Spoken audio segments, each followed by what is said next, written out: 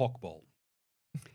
The Hawthorn Hawks stats guy, take us through it. Let's do it. Obviously, last season was the rise of Hawkball. They had like a down year. They got all these young guys and go, oh, we're good again. That's just the Hawthorn way. Same as Geelong, I said yesterday. I'm so sick of Geelong and Hawthorn. They have one off year and then they're good again. It's very annoying. Smells like he's jealous of actually good recruitment and successful planning. I am. I'm not. That doesn't smell like it. It's true. a big whiff. Yeah, I'm not like happy. jealousy. It's like I'm very jealous of the just Hawks. jealous of capable leadership. Yeah, Amazing. correct. But obviously last year they were 14-9, finished in 7th. Awesome effort by a really young Hawk side. The over-under this year is 14.5, which you go, oh, that's only around the same mark as last year. But I think that's really high considering they're going to have a much tougher fixture. So a lot of the sites have them as the 5th toughest fixture. Obviously, the year before last, they finished pretty low. So they had a pretty easy fixture. Finishing 7th, it's a lot harder. So I don't know what you guys think. There's a lot of teams. Like the fact that Hawthorn and Brisbane are on the same over-under wins total, that's a joke. Their over-under last year heading into the season was 8.5.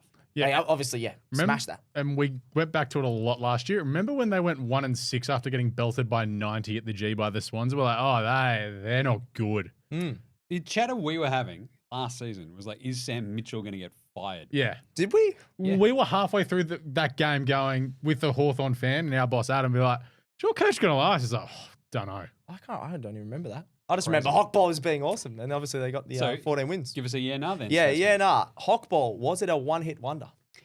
I think Hawkball isn't a one-hit wonder, so I'm going to say nah. Okay. But I don't know if it's going to be as effective this year, despite me going the over.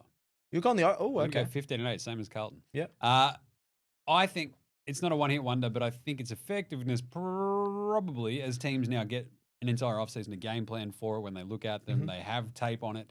I think they understand what they're dealing with when it comes to Hawthorn.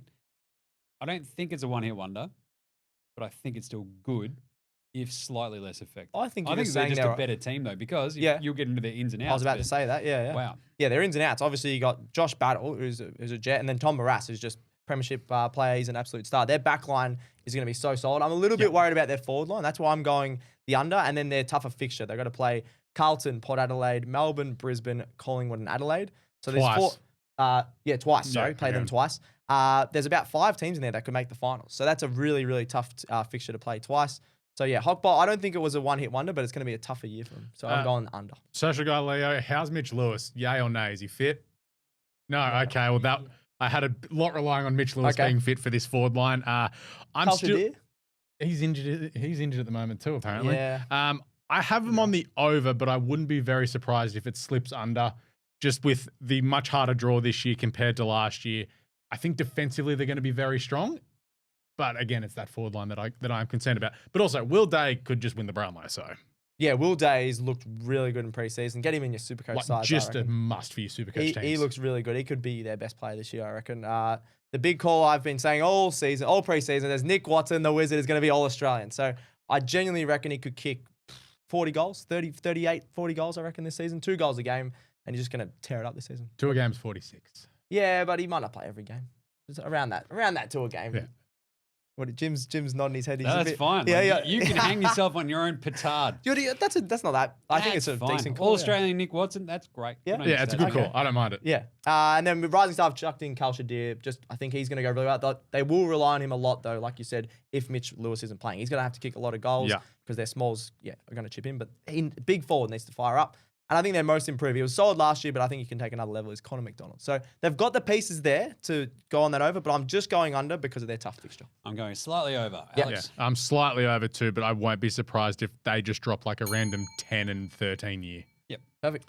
They're one of the, I think, as you look at a bunch of these teams, they're the one that has probably more volatility than I think than a lot of other teams.